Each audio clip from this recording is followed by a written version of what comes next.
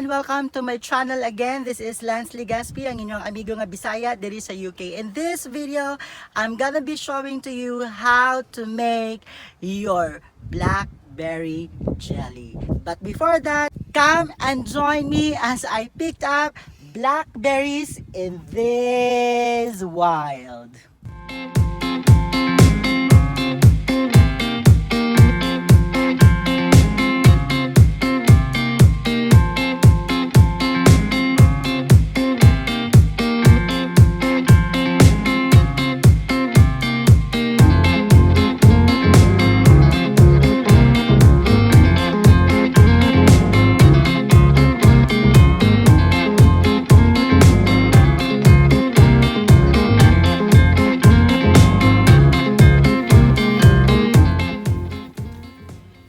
This is not a pick your own blackberry actually. This is not a farm.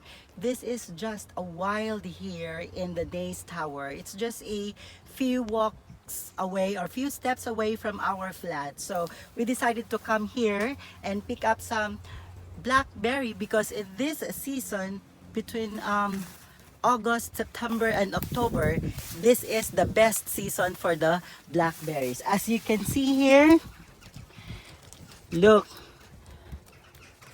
So these are wild blackberries or brambles. It's just like a cadena de amor in the Philippines that grows everywhere. No one owns this. And everybody can just come here and pick some blackberries for themselves. Isn't it nice?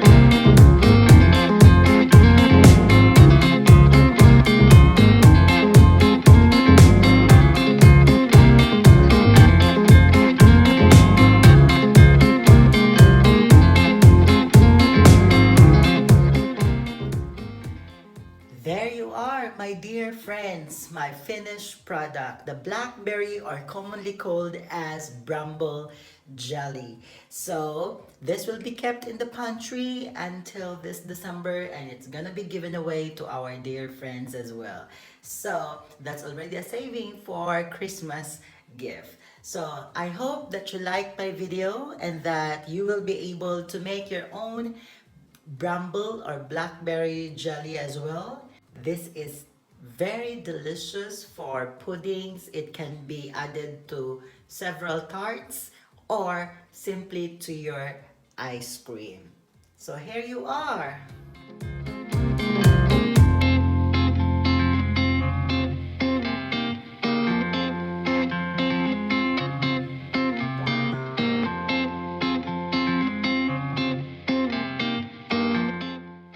Thank you for watching my video. This has been Lance Legaspi, ang inyong amigo na Bisaya, dere sa UK. Bye-bye!